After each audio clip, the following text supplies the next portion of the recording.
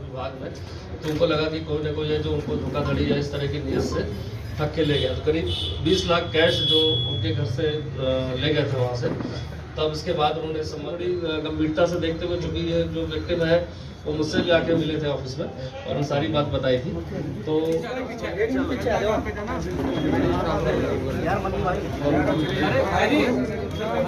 तरह की ठगी करी है।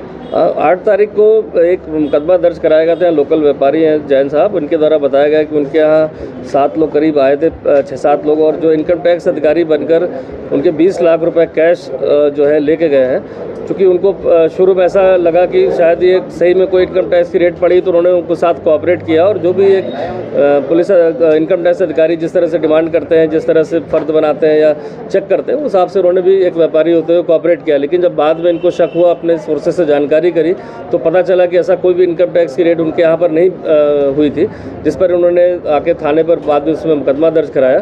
तो चूँकि एक संवेदनशील प्रकरण था, एक व्यापारी हमारे उनके साथ हुआ और ऐसा कोई गैंग जो सक्रिय था वो अन्य व्यापारियों के साथ भी ऐसा ना करे, इसलिए एक टीम बनाई गई थी। इसमें हमारी लोकल जो हमारी रुड़की SCIU और थाने की टीम बनाई गई थी और इसके बाद इन्होंने अपने प्रयासों से जो भी जानकारी मिली, इस पर 2 लोग को अभी इसमें गिरफ्तार किया है, जिसमें एक का नाम सलमान है, वो धीरज है। धीरज जो है लोरी गाजियाबाद का रहने वाला, सलमान मुजफ्फरनगर रहने वाला है। इनके द्वारा अपने यहाँ पर 3 साथी और अन्य 4 साथी जो बाहर से बुलाए थे, 2 गाड़ियों में यहाँ पर विक्टिम के यहाँ पहुँचे और पूरी एक फिल्म की जो कहते हैं इनकम टैक्स अधिकारी बनकर पूरा इन्होंने इस पर ड्रामा करके 20 लाख रुपए लेके चले गए थे।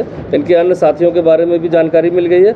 साथ ही साथ जो फर्जी मोहरे और जो कार्ड बनाए गए थे इनके द्वारा वहाँ दिखाने के लिए इनकम टैक्स अधिकारी के रूप में, वो सभी कुछ बरामद हो गए।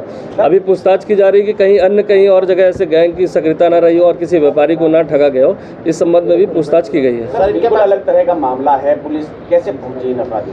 देखिए, 2 चीज़ें हैं कि थोड़ा डिलेड FIR थी तो थोड़ी दिक्कत आई थी, अगर तुरंत कोई सूचना नहीं आ पाई थी। लेकिन बाद में जो हमारे अड़ोस पड़ोस के लोगों से कुछ जानकारी, उनको भी संदिग्धता महसूस हुई थी, उनसे कुछ जानकारी हमें मिली थी।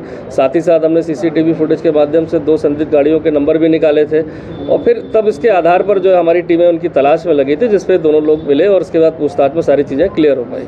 इसमें 2.5 लाख रुपये कैश बरामद हुआ है और इसमें 1 लाख रुपये का इन्होंने नया अभी एप्पल का मोबाइल भी ले लिया है। तो 3.5 लाख की रिकवरी ऑलमोस्ट ये हुई है। बाकी अन्य अभियुक्तों के पास अलग अलग हिस्से के रूप में शेयर किया हुआ है।